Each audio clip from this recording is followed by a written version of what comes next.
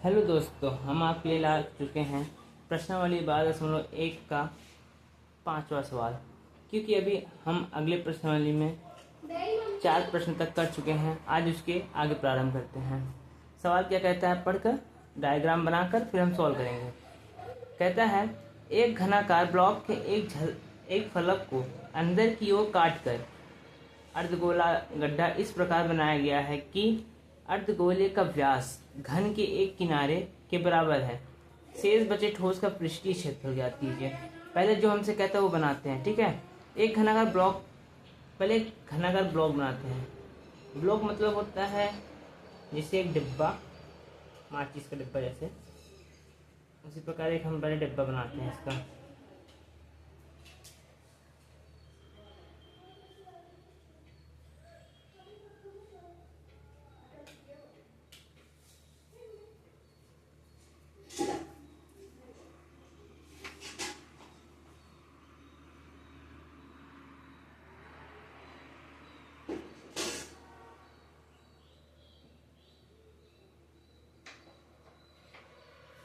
ये हमारा कोई घनाकार ब्लॉक बन गया, ठीक है।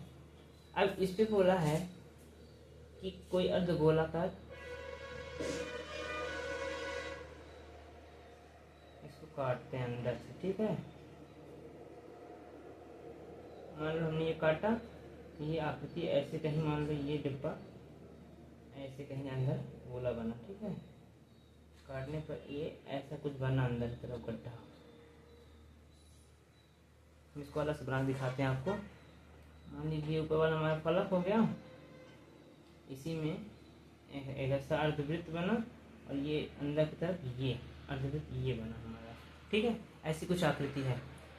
अगर हम इसके एक भुजा को L मान लें तो सभी भुजाएं L हो जाएंगी और इसका व्यास कितना हो जाएगा L, क्योंकि सवाल हमसे कहा है कि जो इसका भुजा है घन का वह उसके व्यास के बराबर है। तो पहले हम इसको क्या कहते हैं उसके आगे पढ़ते हैं। एक अर्धगोला गड्ढा इस प्रकार बनाया गया है कि अर्धगोले का व्यास घन के एक किनारे के बराबर है। शेष बचे ठोस का पृष्ठीय क्षेत्रफल ज्ञात कीजिए।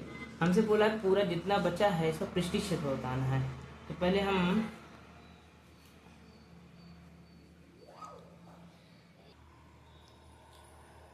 ठोस का पृष्ठीय क्षेत्रफल,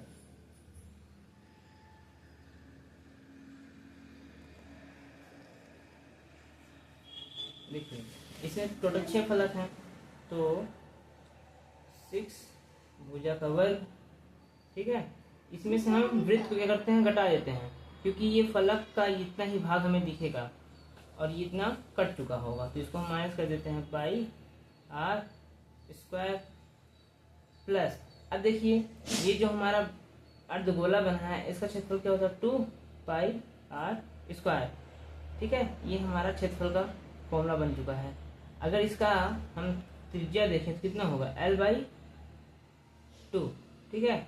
यहाँ से देखते हैं 6 और a बराबर कितना होगा L होगा, क्योंकि हमने भुजा को a माना है, L माना है, तो a की जगह पर L हो जाएगा माइनस। अब 2 में से 2 पाई आर स्क्वायर में से 1 पाई आर स्क्वायर घटा दें कितना आ जाएगा प्लस पाई आर स्क्वायर, ठीक है। अब देखिए 6L square plus pi are की जगह पर L/2 का होल स्क्वायर, यहाँ हो जाएगा 6L स्क्वायर प्लस पाई/4 L स्क्वायर। यहाँ से L स्क्वायर हम कॉमन ले लेंगे, L स्क्वायर, यहाँ बचेगा 6 प्लस पाई/4। देखिए यहाँ से L स्क्वायर, यहाँ से हम 4 का एलसीएम ले लेंगे, 6 चौको 24 प्लस पाई, यहाँ बचेगा L स्क्वायर, 4 दोनों में क्या है कॉमन, तो बाहर आ जाएगा, बाहर आ गया 1/4, यहाँ बचा 24 प्लस पाई। अब इसको हम सही से लिख लेते हैं 1/4 L स्क्वायर पाई प्लस 24 मात्रक, जो भी मात्रक होगा उसका वर्ग, ठीक है। ये हमारा आगे ठोस का कुल क्षेत्रफल। आई होप आपको ये अच्छे से समझ में आया होगा। आप इसका स्क्रीनशॉट ले लीजिए, फिर हम आगे बढ़ते हैं। अब हम बढ़ते हैं अपने क्वेश्चन नंबर 6 की ओर।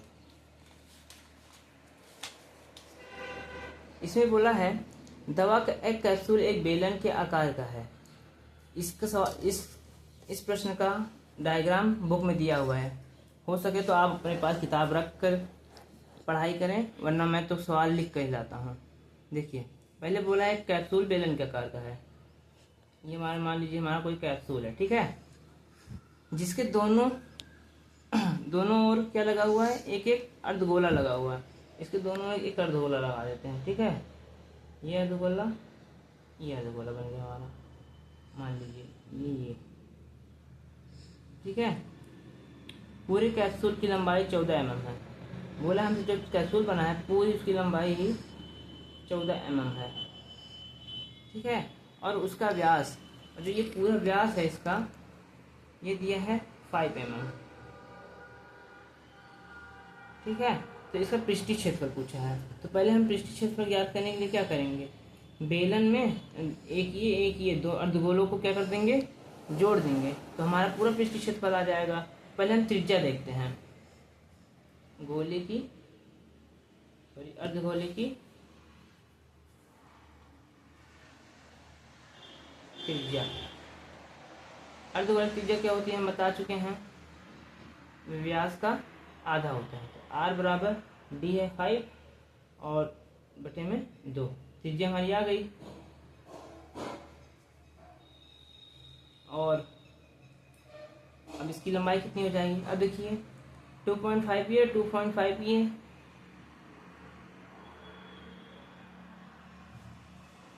टू पॉइंट फाइव ये लंबाई, 2.5 ये लंबाई, 2.5 हो गया। 14 में से 5 घटा देंगे तो ये बेलन की लंबाई आ जाएगी। तो हम लिख देते हैं बेलन की लंबाई,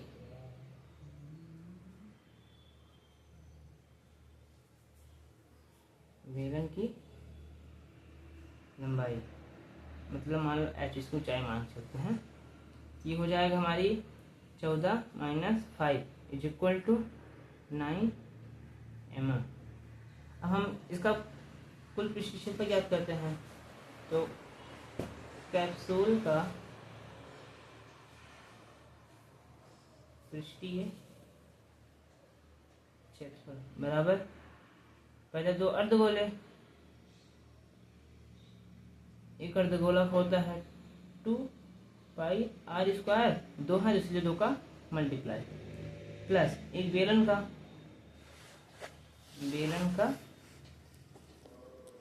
क्षेत्रफल, ठीक है। ये आ गया 2 हो जाएगा 4πr² प्लस बेलन का क्या होता है 2πrh। इसमें से क्या 2πr कॉमन है, ले लो बाहर, यहाँ से बचेगा क्या 2r + h। पाई का मान 22/7, आर का मान, आर का हम निकाल चुके कितना 5/2, ठीक है। यहाँ से आर का मान 5/2 प्लस एच की वैल्यू निकाल चुके कितनी 9 mm, ठीक है। तो हम सबको सॉल्व कर लेते हैं।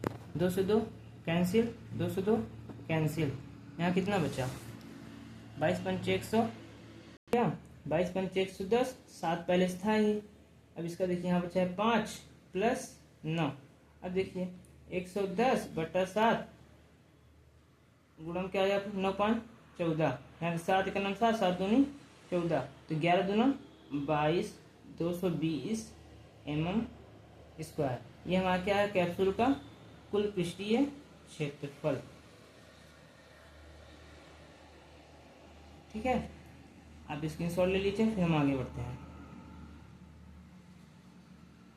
अब आते हैं क्वेश्चन नंबर 7 पर। देखिए, इसमें बोला है कोई तंबू एक बेलन के आकार का है।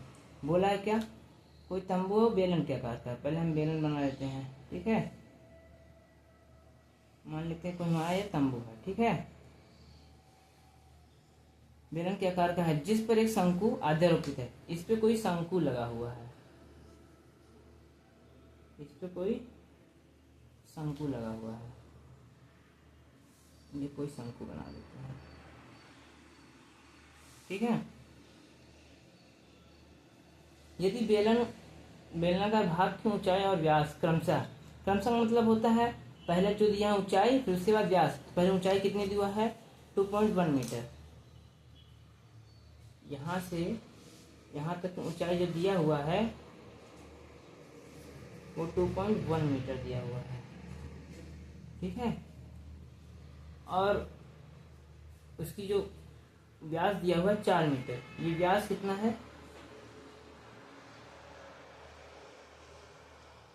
4 मीटर। तो यहाँ से त्रिज्या निकाल लेते हैं।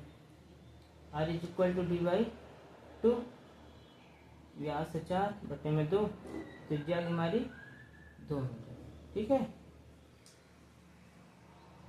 तथा शंकु की तिर्यक ऊंचाई 2.8 मीटर। अब ये शंकु की तिर्यक ऊंचाई हमने बताया, इसे तिर्यक ऊंचाई कहते हैं। ये दिया हुआ है 2.8 मीटर, ये ठीक है। तो इस तंबू को बनाने में प्रयुक्त कैनवास का क्षेत्रफल ज्ञात कीजिए। कैनवास मतलब एक कपड़ा का प्रकार है। इस क्षेत्रफल, इसको बनाने में कितना कपड़ा लगा होगा उसका क्षेत्रफल पूछा है। तो कपड़ा यहाँ लगा होगा और यहाँ पूरा में लगा होगा, ठीक है। यहाँ तो लगा नहीं होगा क्योंकि ये जमीन पर रखा होगा। तो पहले हम इसका पूरा क्षेत्रफल निकालते हैं। कैनवास का क्षेत्रफल, कैनवास क्षेत्रफल कैसे निकलेगा, बेलन का क्षेत्रफल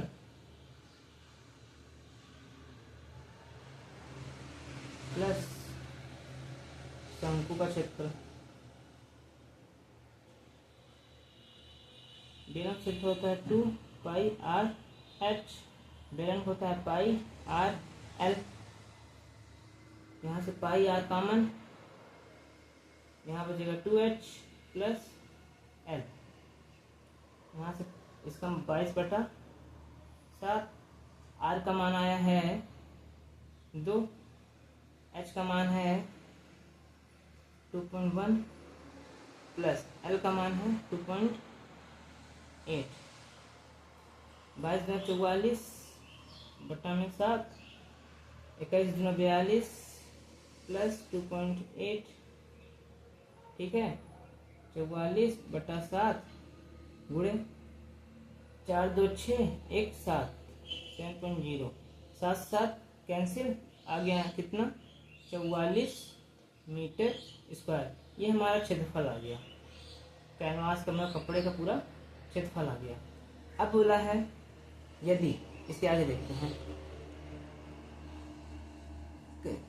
यदि 500 प्रति मीटर स्क्वायर की दर से इसमें प्रयुक्त कैनवास की लागत ज्ञात करें। बोला है कि यदि 1 मीटर स्क्वायर की कीमत जो है 500 रुपये है, कितने रुपये है 500 रुपये, तो 44 मीटर की लागत, 44 मीटर स्क्वायर की लागत जो होगी 500 गुणे 44 बराबर 5 चौक 20 का 0, 2 हासिल, 5 चौक 20 2 22, ये डबल 0 था ही। तो 44 मीटर स्क्वायर की लागत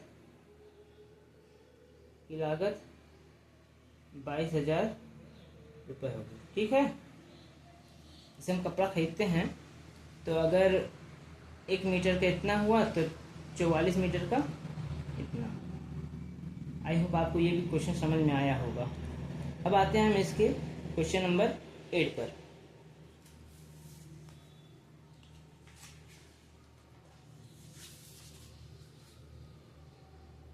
क्वेश्चन क्या कहता है, ऊंचाई 2.4 सेंटीमीटर और व्यास 1.4 सेंटीमीटर वाले एक